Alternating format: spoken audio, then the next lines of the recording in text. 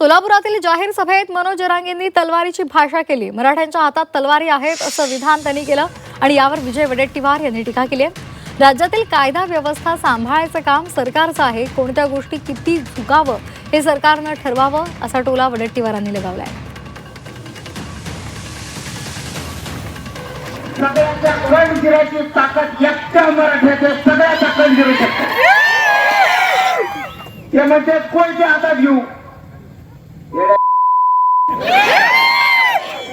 कोणत्या हातात घेणार, मराठ्याच्या हातात चालवारी अशा केले गाडी सुद्धा बसून जाणार नाही, धुरून लागला सारखं लागल। इतकं टोकाचं पाऊल उचलायची बावनकुळ्याला काहीच गरज नव्हती।